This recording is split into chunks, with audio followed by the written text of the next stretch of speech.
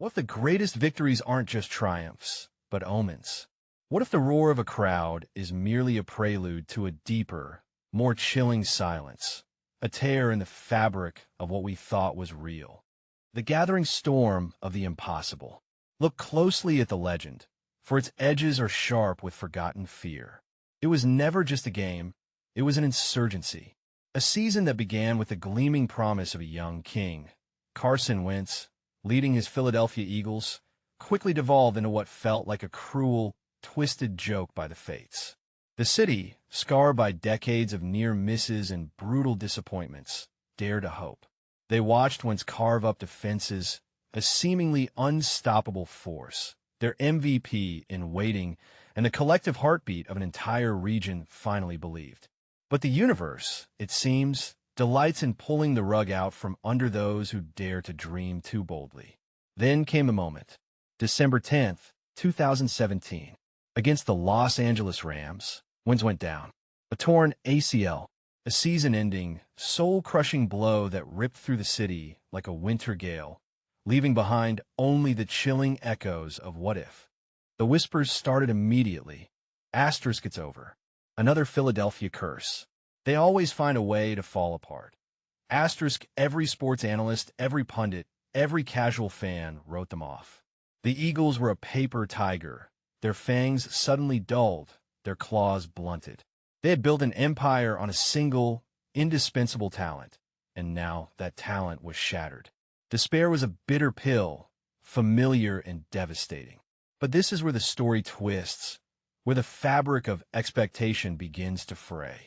Into the void stepped Nick Foles, a journeyman, a backup, a quarterback who had flirt-led with retirement, benched twice in his career, traded away, then brought back as an afterthought. He was the understudy no one believed could command the stage, especially not the grandest stage of them all. His very presence felt like a concession, a white flag waved before the battle had even truly begun. How could this man, this ghost of a former starter, possibly carry the hopes of a cursed city against the titans of the NFL? The answer, as it always is with true horror, was in the unthinkable.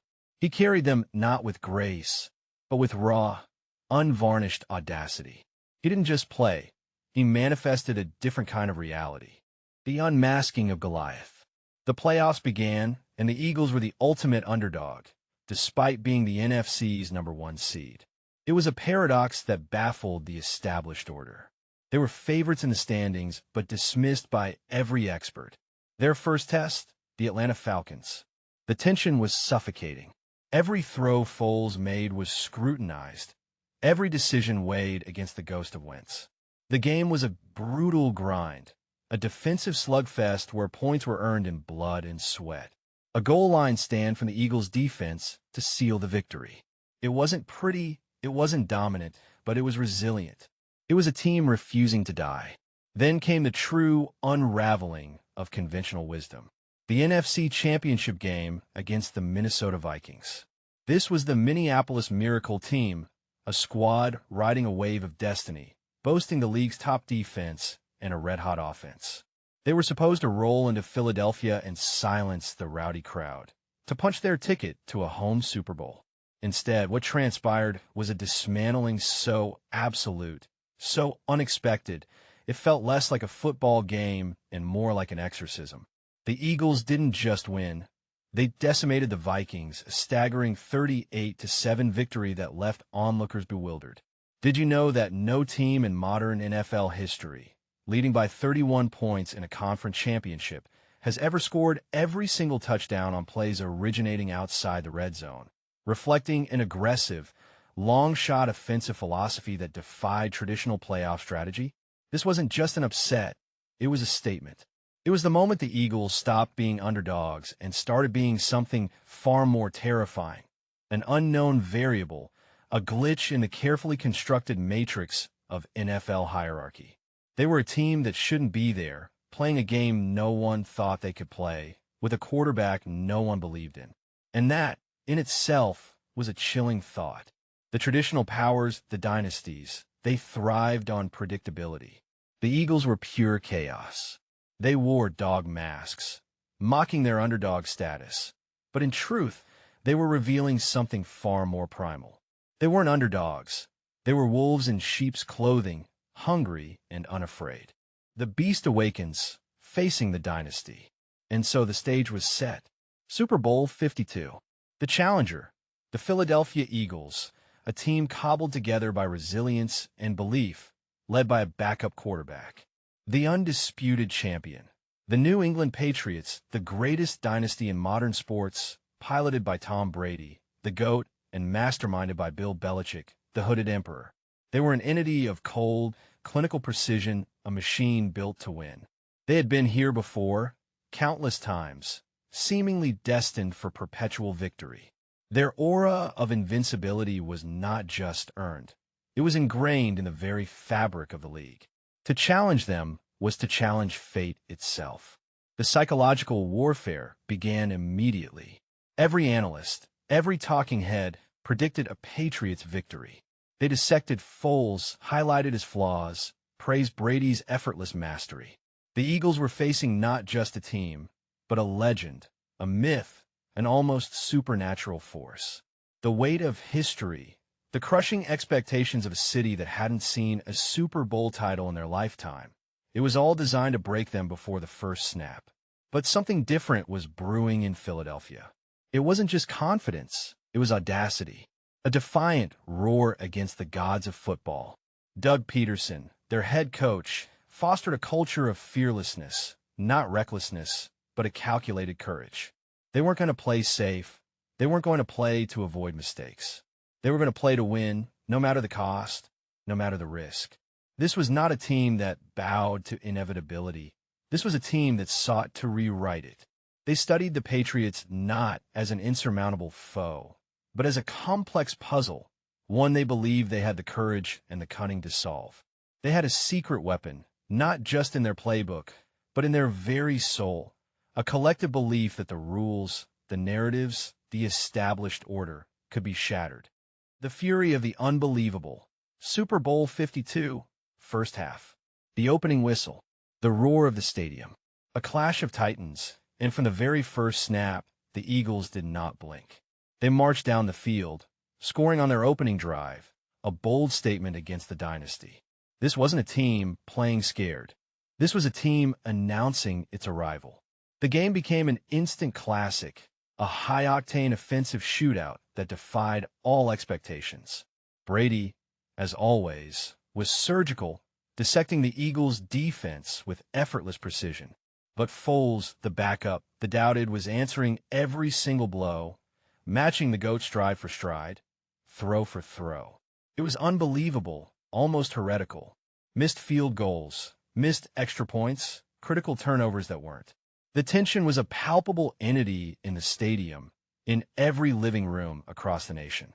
Each play felt like a moment of destiny, each decision fraught with the potential to either solidify their legend or condemn them to eternal damnation.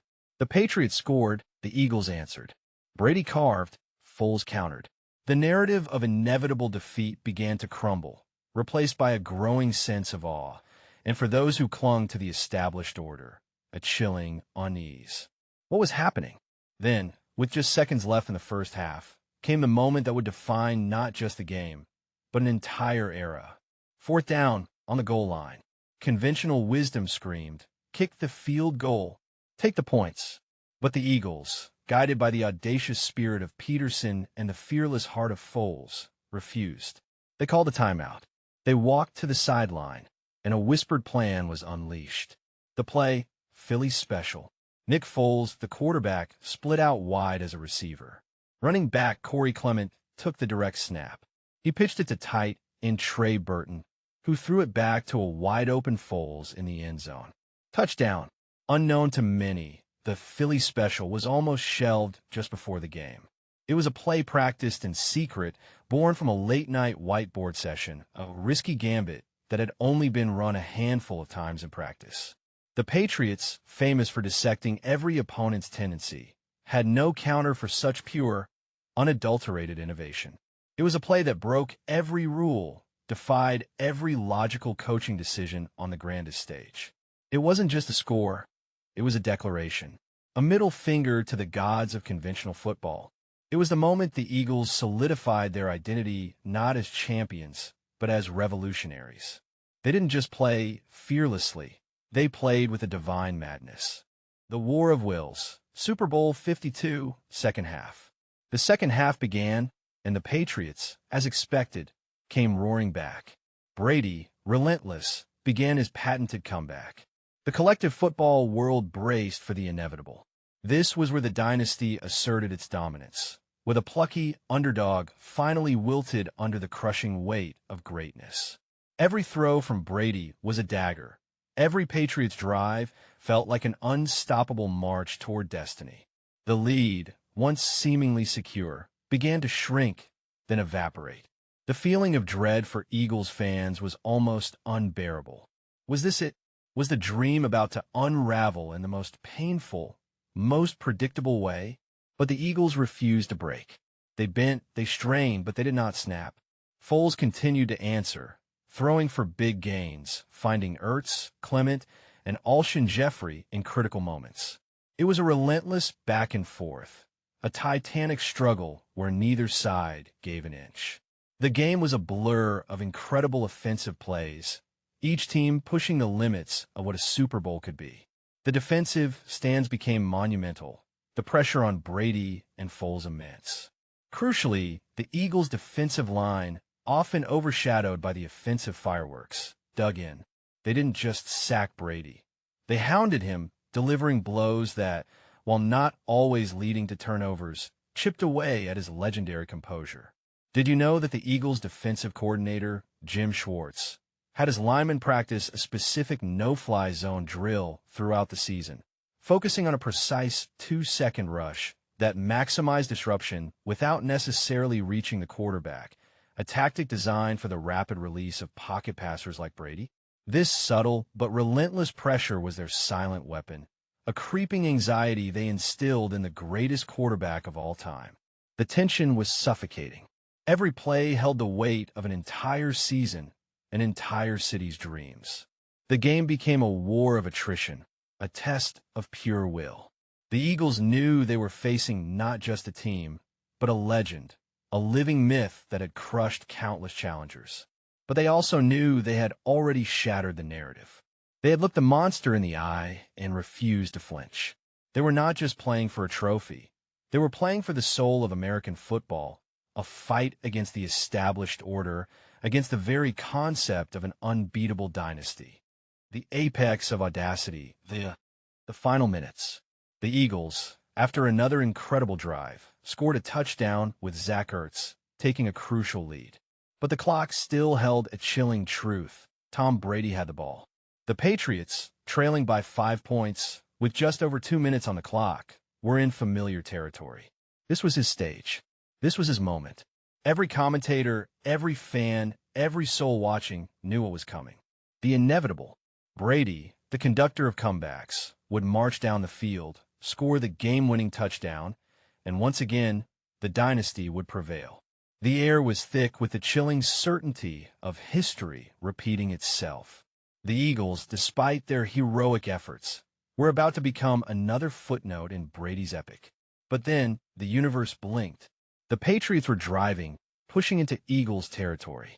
A pass from Brady, the pocket collapsing, and then a blur. Brandon Graham, the defensive end, unleashed a primal surge, getting around his blocker, reaching out, and tearing the ball away from Brady's grasp. A strip sack. The ball bounced, a frantic scramble, and Fletcher Cox, then Derek Barnett, recovered it. The impossible, the unthinkable. The dynasty, the GOAT, had been stripped of his power, his certainty, in the most critical moment. This wasn't just a play. It was a rupture, a moment where the established order of the universe, the very fabric of what we understood about professional sports, snapped. For a fleeting second, the roar of the crowd died, replaced by a collective, deafening gasp of disbelief. The greatest quarterback of all time, in the most crucial moment of the Super Bowl, had been undone by a force he could not comprehend, a will he could not break. It was terrifying for those who believed in order, in the predictable rise and fall of empires. It was the moment that the Eagles didn't just win. They broke something fundamental. They cracked the code. They shattered the mirror, and what reflected back was not glory, but the chilling possibility that anything could happen, that no dynasty, no certainty was safe. The desperation pass on the final play batted down. The clock hit 0. The Eagles had won. But their victory wasn't just a triumph. It was a cosmic disruption. The echoes of a roar, the unsettling legacy. The confetti rained down. The city erupted in a joyous, cathartic frenzy that defied description. But beneath the celebrations, beneath the parades and the endless replays, lay an unsettling truth. The Philadelphia Eagles hadn't just won a Super Bowl. They had shattered a paradigm. They proved that courage, pure, unadulterated fearlessness, could dismantle the most experienced, most formidable dynasty in sports history. They showed that innovation, that willingness to take bold, almost insane risks, could rewrite the rules of the game. Their victory wasn't just about belief and teamwork. It was about the rise of a new era, an era where the old gods could fall, where the predictable path was no longer guaranteed. But with such a profound shift, with such a violent tearing of the fabric of expectation, comes a hidden price. What happens when the impossible becomes reality? What anxieties does it unleash? It provokes a primal fear in the hearts of those who prefer certainty, who cling to the comfort of established power. The Eagles, in their magnificent defiance, revealed that the empire could indeed bleed, that the unbeatable could be beaten, not by superior talent, but by sheer, unadulterated will and a terrifying audacity. This wasn't just a happy ending, it was a beginning. A new era, yes, but one fraught with uncertainty, with the unsettling knowledge that the rules we thought we knew no longer apply. The ground beneath our feet, once firm, now trembles. They didn't just win a trophy. They shattered a mirror, revealing not glory, but an abyss. And the reflection staring back is yours.